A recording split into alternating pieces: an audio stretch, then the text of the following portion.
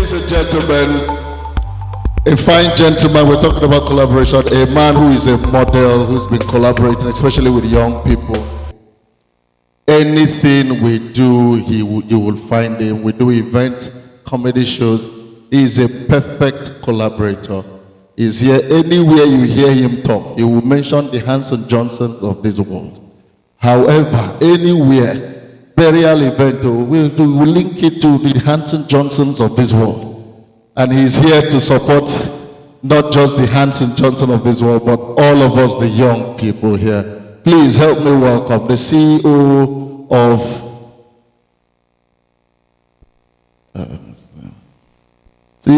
Private Citizen Hub. Help me welcome Barrister Onofiok Luke to talk to us. Ladies and gentlemen, I don't like the way you clap and celebrate our leaders. Can you please clap and celebrate this gentleman? Thank you so much, sir. Thank you so much. Thank you very much, MC Holly. And we thank God that we're here. We thank God for joining messages to our invited guests and our young minds that are gathered here since Monday up to today and even till tomorrow. When I heard MC Holly announced that we were going to go for lunch first, and then I was ready to go and eat. And then he's calling me up here to speak hungry. And because of that, I'm going to be very fast and then quick so that we can go and attend to the matters of the middle belt. And let me thank you for inviting me. Hanson, last Thursday, we were together. I just called him last Thursday. I said, young man, I've been seeing you struggling. Let's go and do 18 goals in golf. And then we did. Should I explain to them every other thing that we did after that? And then he told me this event is going to come up. I said, I'm going back to Abuja on Sunday, but I promise you that by today, Thursday, first flight, I'm going to be in Rio to join you in this session.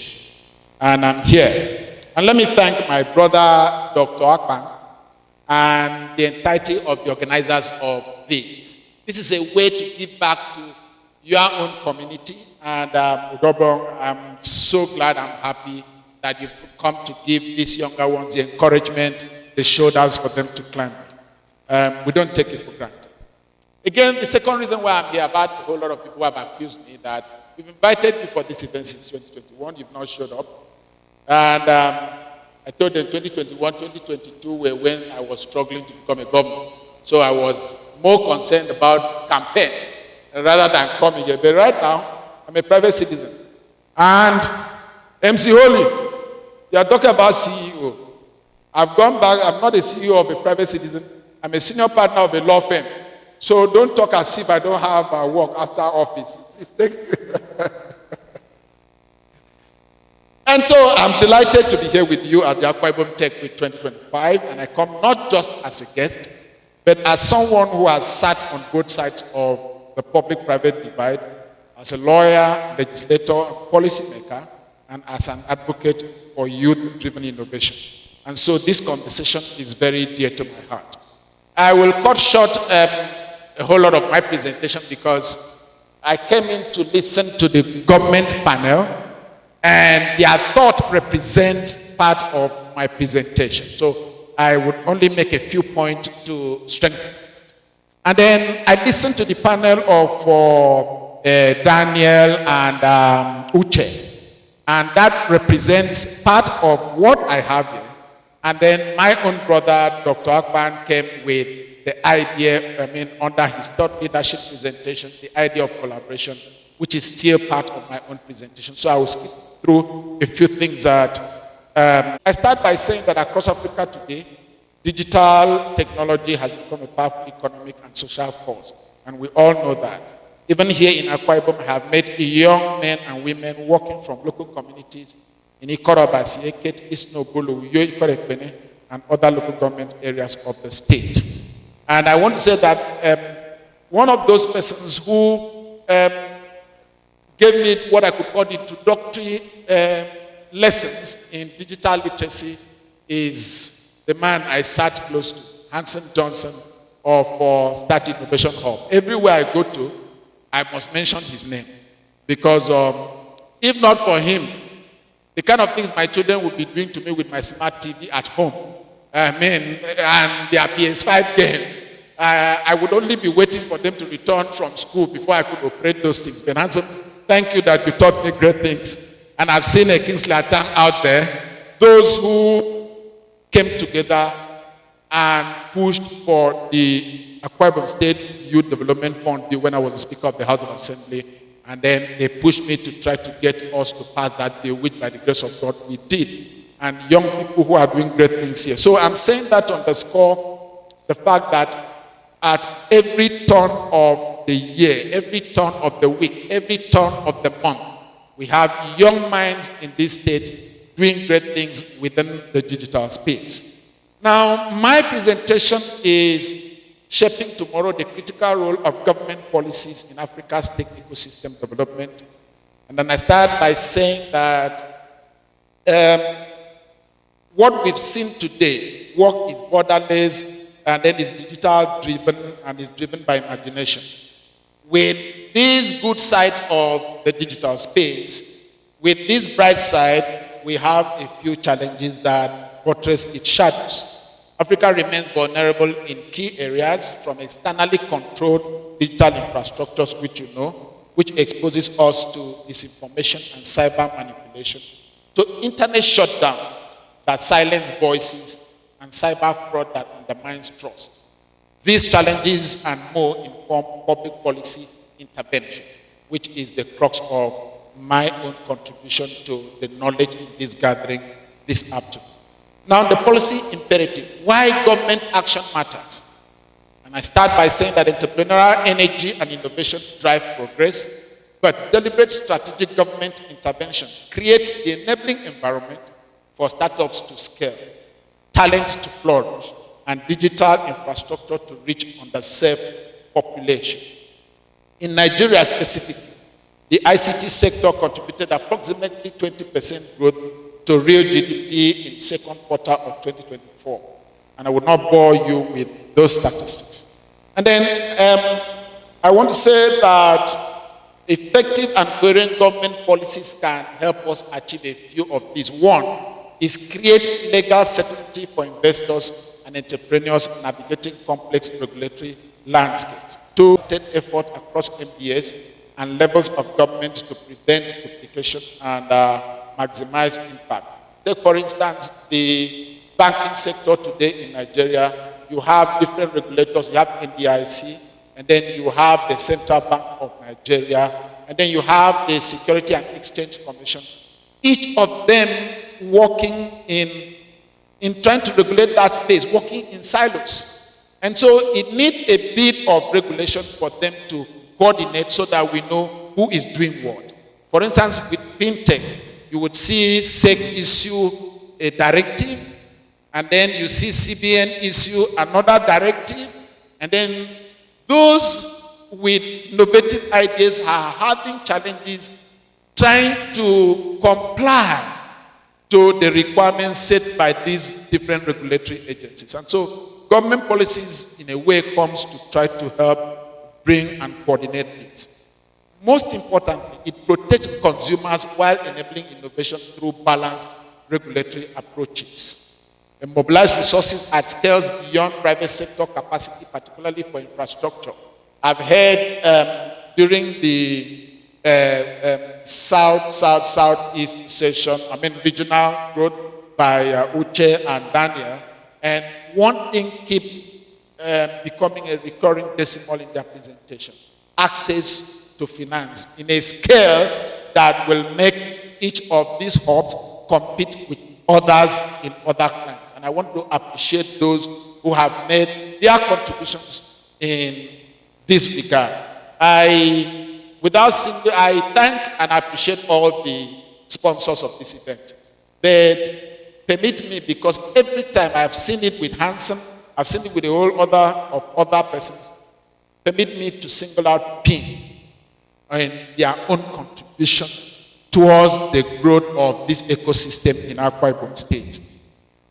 And then if you get to look at it as a politician, not that I'm saying it, they've not contributed anything to my campaign funds before, so that's not the reason why I'm commending them. And so the next thing government policy will do is to establish frameworks for cross-border collaboration and regional integration. That is when we are talking about Africa. Then I would say that the African Union Digital Transformation Strategy 2020 to 2030 provides continental guidance, emphasizing enabling environment, digital infrastructure, skills development, innovation, and emerging technologies as foundational pillars. And coming back home, Nigeria's own National Digital Economy Policy and Strategy 2020 to 2030 translates these principles into 8 actionable pillars, targeting 70% broadband penetration and 95% digital literacy by 2030. It addresses barriers to tech ecosystem development, which are regulatory uncertainty, limited access to capital, inadequate intellectual property protection, and lack of formal recognition for startups as critical economic infrastructure. And then we have as an intervention, and which you know, as an intervention, policy intervention, but this one legislative backed, the Nigerian Startup Act is part of government intervention to contribute to this ecosystem. And I would say that the Act's core provisions include one-stop registration portal, simplifying startup labeling and incorporation, 5-year tax holidays including corporate income tax exemptions and capital gains tax relief. I have not really finished understanding the present, the just passed tax law to see how it impacts on this provision of the Startup Act. And I believe that when I do that, I will send that information. I hold that people who are well knowledgeable in this aspect, who have finished understanding that act, these the Startup Act, to see how they partner to deliver for a good ecosystem for us. Then another core provision is the Startup Investment Seed Fund managed by the Nigerian Sovereign Investment Authority for early stage capital. Then regulatory sandboxes allowing control testing of innovations before full compliance requirement, which is even what we are having within the space, within the banking sector, even while the banking, the CBN is regulating fintech. We've not had a statutory backed regulatory framework yet, but what is available is the sandboxes where you test your innovation before they now ask you to comply with the full requirement. But the Act, equally, the Startup Act has made allowance for this to happen. Next is strengthened IP. It has strengthened IP protection with streamlined trademark and patent processes. The National Council for Digital Innovation and Entrepreneurship, coordinating implementation across government. These are the core basic principles of the Startup Act. And then I can say with implementation, by April 2024, measurable progress emerged. About 12,948 startups registered for labeling, alongside 912 venture capitalists, 1,735 angel investors, and 925 accelerators and hubs on board. In the first quarter of 2025 alone, more than $100 million had flowed into Nigerian startups. However, there are opportunities for addressing challenges which include funding gaps. And I say here that infrastructure deficit in power supply and internet connectivity, which constrain ability to scale. The varying level of state adoption, which is what we have all discussed here, that we've applauded states that have adopted, domesticated the national legislation. And then while I sat with Hansen, he shared the experience within our state. When I left the state and went national, I've been doing things nationally. I don't know what happens locally. And probably that is why I've not been able to make a few progress politically again, because they said every politics is local. So I need to come back home and then work with Hansen and try to see how we can push and talk to the use, leverage on my political capital to talk to the administrators to try to see how we can get Akwa Ibom youths to enjoy the benefit of domestication of the Nigerian startup. I think we would make that advocacy, not publicly here, but talking to those that matters, which by the grace of God, we have access to them. Now, bureaucratic delays and complicated, extensive, often duplicated documentation and processes, which are part of the challenges that we are faced in the implementation of the government intervention policies. Then knowledge gaps and opportunities for coordinated action between regulators, entrepreneurs, and support service providers, which is what we have on here, and what Dr. Akpan said, and what I heard the government panel said, and what I heard the regional panel said, which is collaboration, collaboration, collaboration. Now, Akwa Ibom's position as a digital hub. I did 2 partnerships for digital growth, which we've had in 2025 with the state government, formalized that partnership, and then the CEO of T2 identified Akwa Ibom's capacity to lead in software solutions, artificial intelligence application, and vibrant startup ecosystem. And permit me to pause here to say that this, right from when I got into public service, and then we got Akwa Ibom people, young people, doing what they are doing within this space, I kept telling them something. I remember when Root Hub invited me for their event, the e-library, and then Hansen invited me for an event. Then my friend Manasseh invited Future Lab, invited me for an event in Ikorek Benin. I keep telling them one thing, that I don't know whether it's just by mere, wishful thinking. But I just believe that if we put together the entirety of our youth in one building, that something good is going to come out from that gathering. Something great, something big. And that's why I would continue over and over and over again to appreciate the idea of the former governor of this city, His Excellency AKTW, Victor Tar, in trying to establish the science park. And I want to advocate, whether we want to transform it, whatever name or appellation we want to give to it, but there is need for government to have that kind of collaboration, that kind of bringing together of young minds, and not necessarily, an IT park, an industrial park, clusters, whether it is at the level of senatorial district, or at the level of federal constituency, we might not be able to duplicate it across the entire local government. The government policy within that thinking, within that area, would be able to give our people great leverage within the Akwa Ibom Tech space. Now, another part of positioning Akwa Ibom as a digital hub is where we are today. I said Akwa Ibom Tech Week 2025.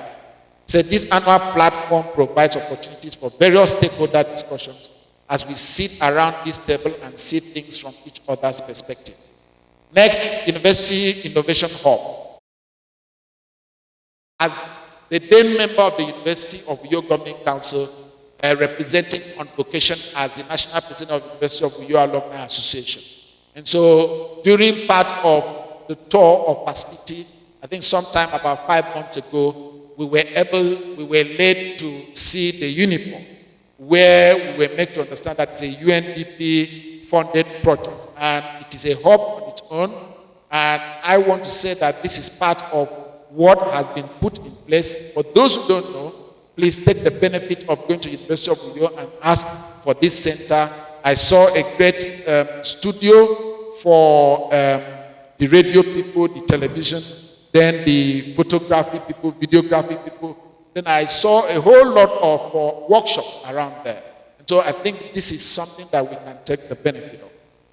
Now, policy pillars for tech ecosystem development. I've mentioned regulatory framework. Secondly is foundational investment. Third, talent development and digital skills, which is what you've been doing, which is your daily living. Funding mechanisms and financial inclusion.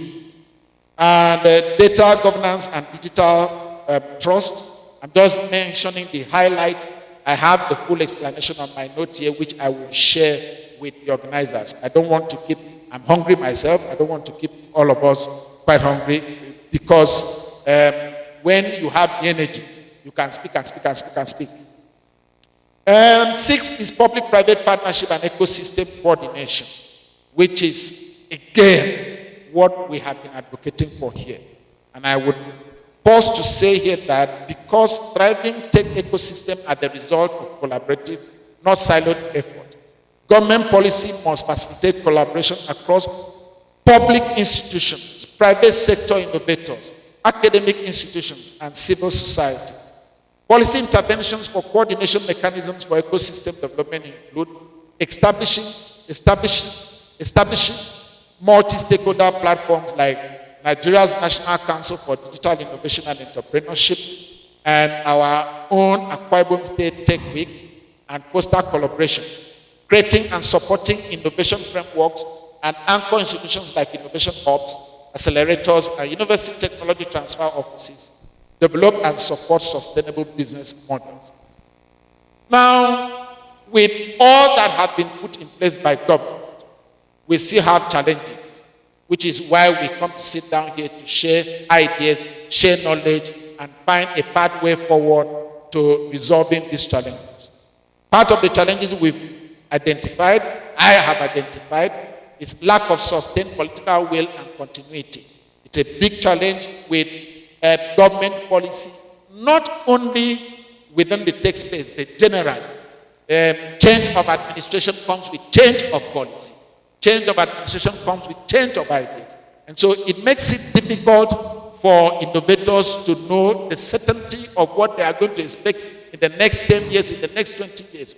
And this is my challenge to those who are, our senior technocrats who attend Nigerian Institute for Policy and Strategic Studies, that let us begin to come up with ideas and thinking that would at least help us have some policies that we can be sure of that can outlive at least a particular administration, maybe half of another administration, maybe 10-year plan.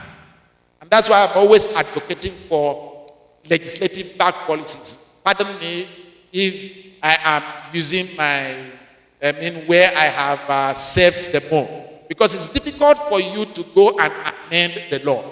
But if it is just government policies by the executive, whether it is by way of regulation by agency, it can be changed just by the change of the sea. And so whatever we are doing, let us try as much as possible to advocate for legislative-backed policies that will stand the test of time.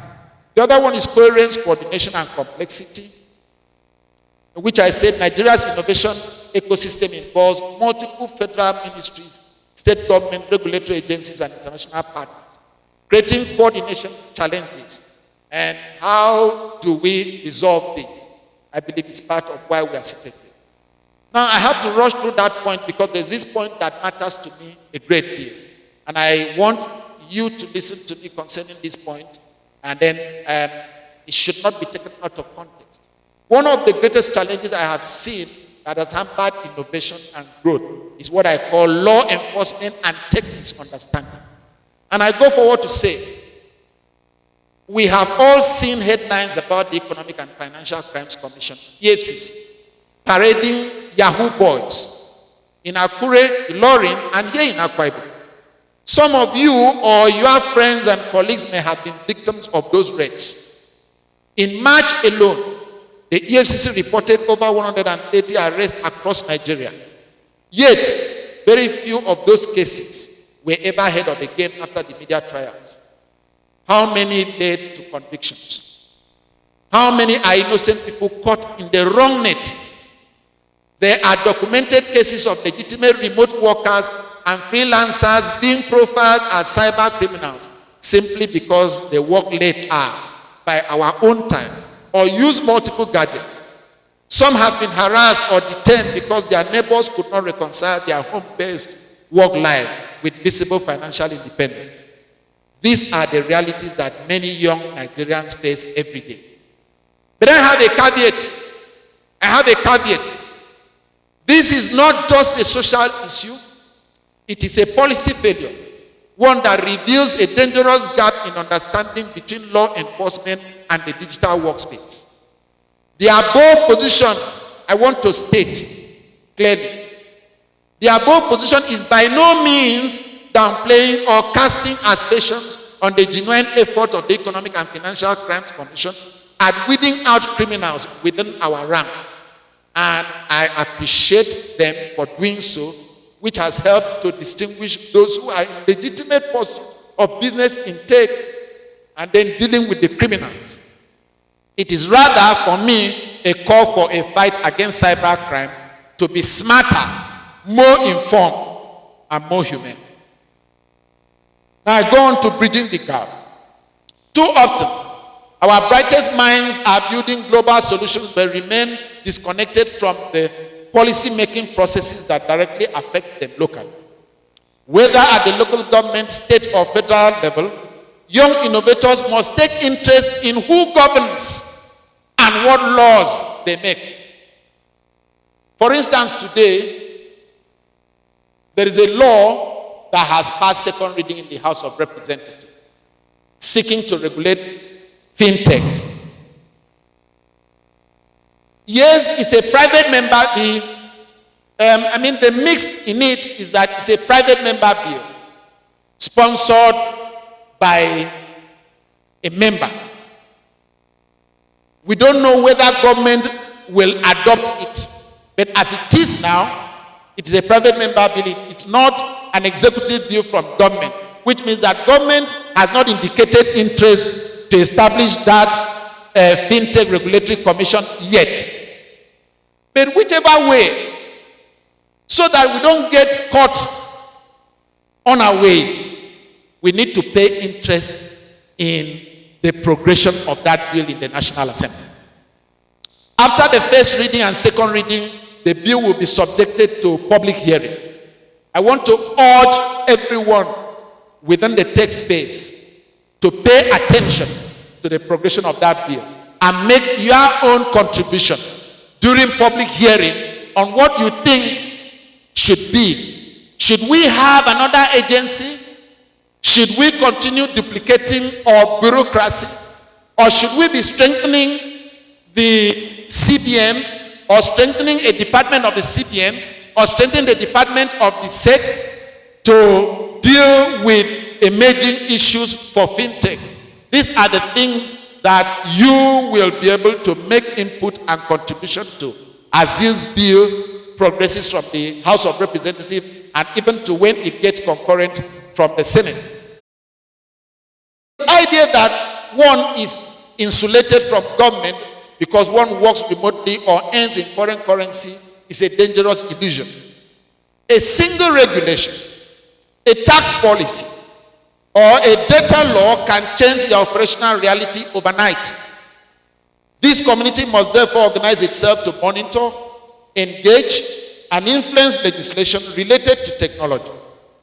Bills go through public hearings, which are open for input, yet young people and innovators are rarely found there.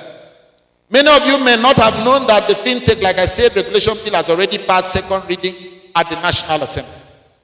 If this ecosystem continues to sit on the fence when it comes to issues of governance and lawmaking, you will continue to be victims of ill-structured policies which will continue to stifle your effort and innovations that would have come from them. Second, we need more partnership between law enforcement and the tech ecosystem. The police, the EFCC, and the NCC must not view the tech community as suspect. Likewise, the tech community must not view enforcement agencies as their enemy. Let us bring both sides to the same table for dialogue, training, and trust building. Let law enforcement officers see what legitimate digital work looks like. Let them understand gig work, remote freelancing, and coding as legitimate professions. This understanding would help them in their effort at weeding out unscrupulous elements who are tainting the image of legitimate young people building solutions. I suggest that the future editions of the Akwa Ibom Tech Week should include dedicated sessions with law enforcement agencies, cybercrime units, and digital rights advocates. Thank you.